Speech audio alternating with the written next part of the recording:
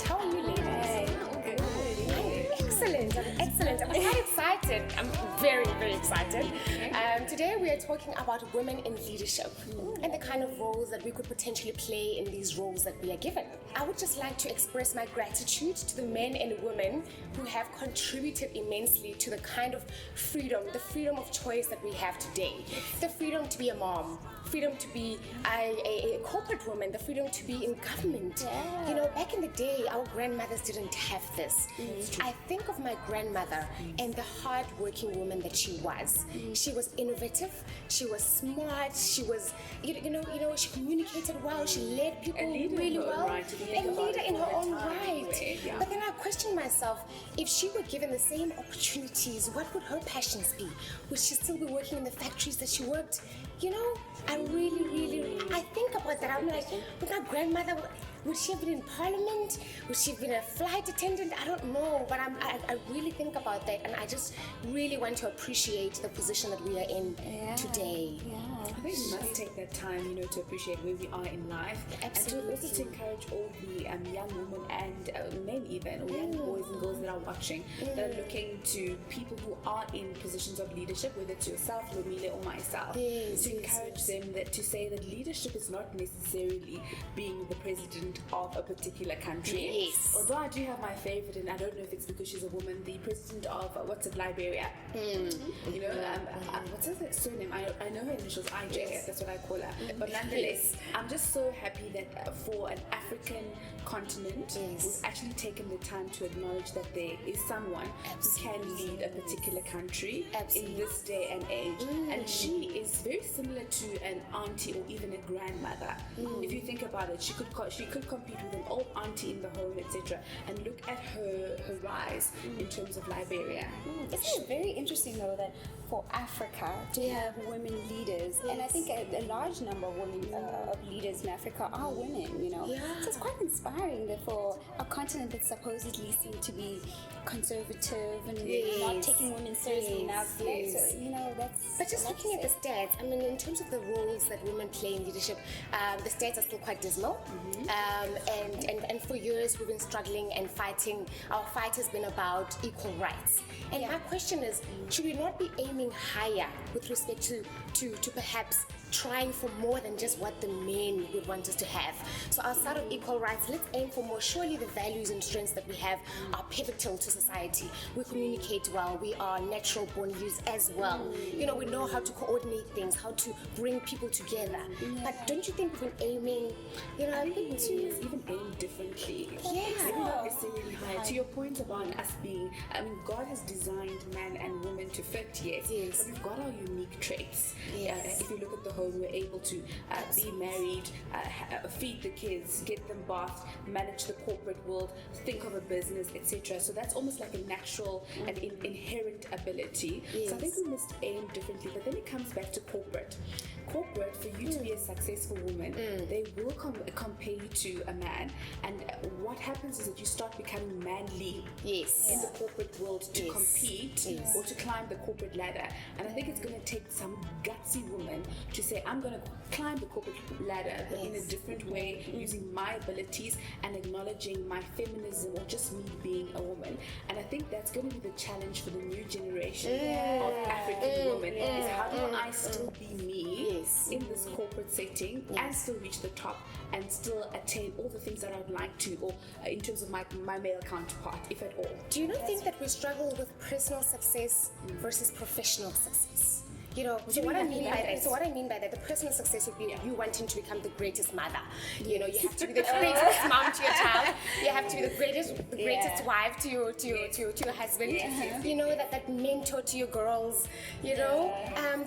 There are those roles that we struggle with still in terms of the personal aspect of things, and then there's the professional where you want to be treated, like the bold person that you are. You want to put your foot down.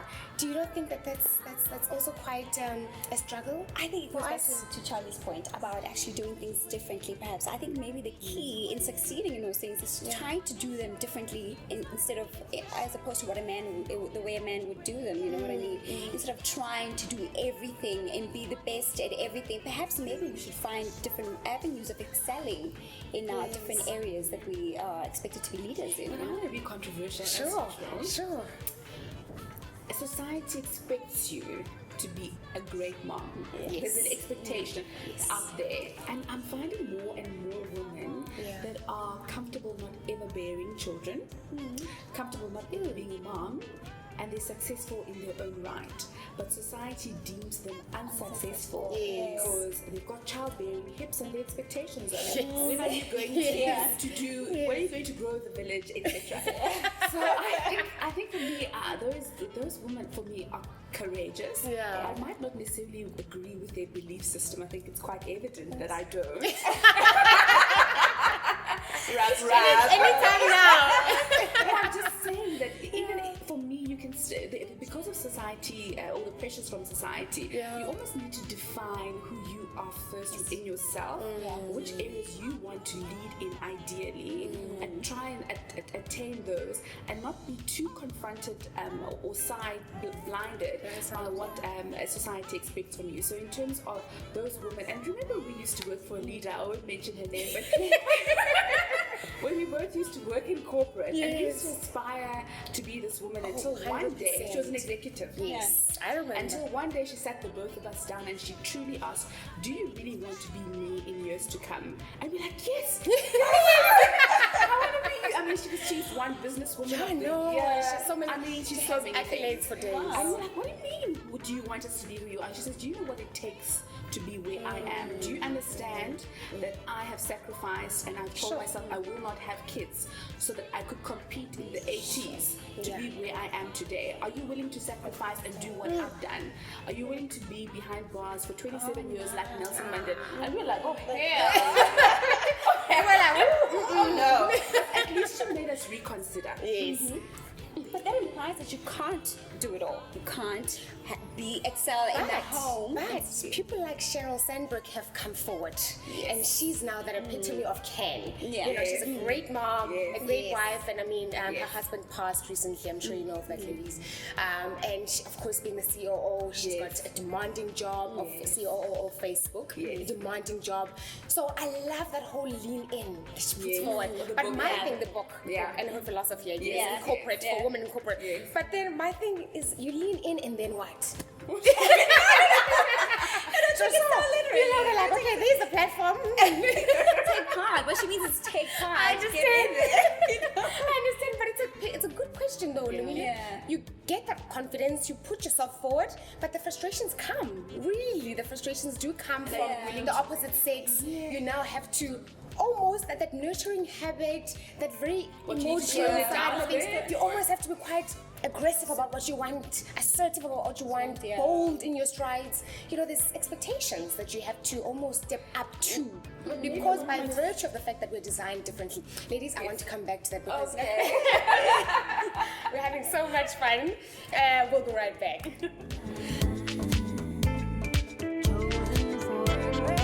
And we're back, as you can see. And I've got a very special someone right next to me. Oh my gosh. Wow. Welcome. Keep calm and welcome me.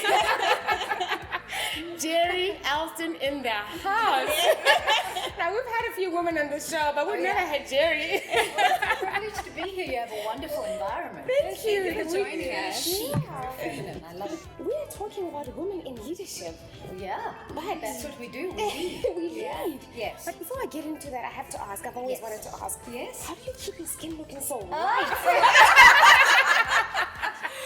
One of the most commonly asked questions. Yes. And so easy to answer. Okay. The one is genetics. Okay. I just think I've got really good genes. I look at my mother, and there are a few wrinkles, but mainly because she'd gotten older, lost weight, been ill, you know. And it seems as though those are the lines she has. I'm still waiting for her to go grey. She's 76 years old, and she's She's got like, they say the salt and pepper on the and that's all that's happened yet. So I think that I just have really good genes. So I'm grateful for that. Okay. And then I live an exceptionally healthy lifestyle. And when we begin to speak in the context of, I can bring everything back to the context of leadership. Yeah. And when you begin to think about what it is a woman, it requires of us as women to be our best and to function optimally, we must take care of ourselves. Absolutely. We absolutely must take care of ourselves. The amount of responsibility that we have in terms of domesticity, but also in the workplace, and I think the incoming pressures that are coming upon us as we develop as African women in business. If you look at what has happened on the South African sphere, how we've gone from being domestics and housewives, teachers and nurses and so on, to being CEOs and COOs and leading industries. Pressure. The more pressure means we need to take better care of ourselves, and it's the one thing that I've realized that I need to do, and I've been doing that. And I don't take alcohol. I don't know if some of us can say we can. Some women go, I can't give that up. I'm sorry. I don't think any of us I'll actually drink. settle for. Some people say, my mom is watching. My bad. No, some girls are. I'm sorry, Gerry. I'll settle for the dry patches on my skin. I need a glass of wine. Just every so often. But yeah, I've had to compromise somewhat. I've had to give some things up to be, but to be my best. And to be my best to the people in my life as well, which is also important as a woman. When you talk about the people in your life and just that idea of women in leadership, who's the one woman who just comes to mind when you think of that role, women in leadership? Oh goodness! If there is ever only one, then we're not looking far enough. It's true. I think we need to begin to look at more than one role model, and I tell you why. Again, women are multifaceted. So if we're looking for a domestic goddess, I'm going to have to say my mother, who brought us up under exceptionally difficult circumstances. She had no education. She was a domestic worker and an office cleaner, and she gave birth to 5 amazing children, of whom I'm the youngest. So homage needs to be paid there. Definitely. I think when I look at the business arena and I look at a woman of strength, I look at women like Maria Ramos, understated, exceptionally hardworking, well-versed and well-read, but I emphasize understated. Talk to us about understated. Just getting the work done. Because I think that there are you and me who are perfectly positioned by the universe to put others to hail others, so to speak, to bring attention to them. I want to see women just get the work done. I want us to stop talking about getting the work done. I want us to just get into it. I want to wake up one morning and discover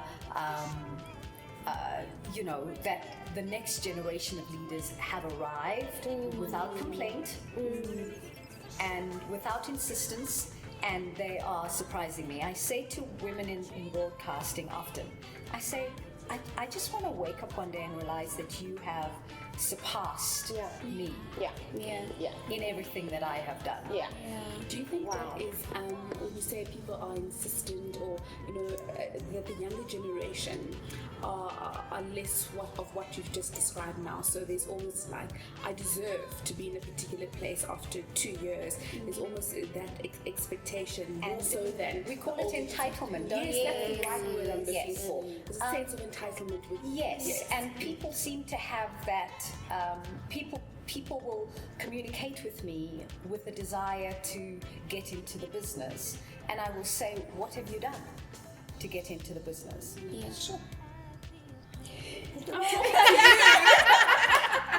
made a phone call. Well, Sis Gerry, I'm reaching out now. I said, and until now, you've been on the couch. So in order to reach your reach, you have to lift.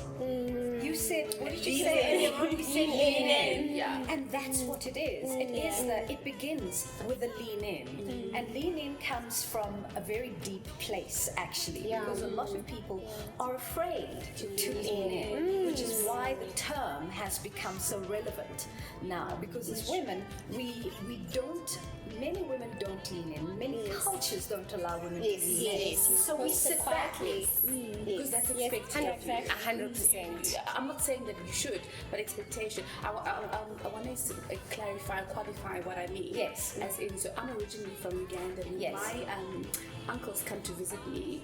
I'm not worthy to be spoken. We don't speak about politics. Right. But I've got such a keen interest for it, just Yes. naturally.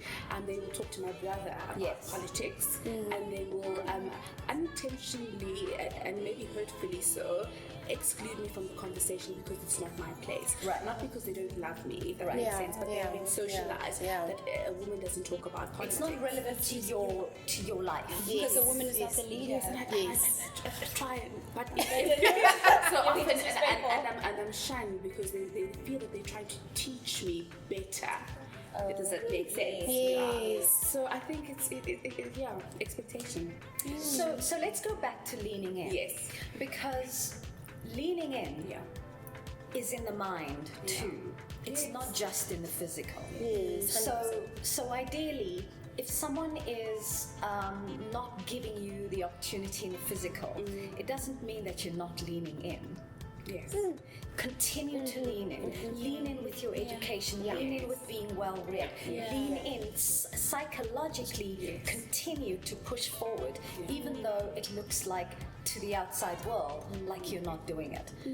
And I think that is the force that we have as an African women, is that in our submission we're exceptionally strong. Yes. But it also goes back to what you said about Maria Romas, her being a bit understated. I respect that.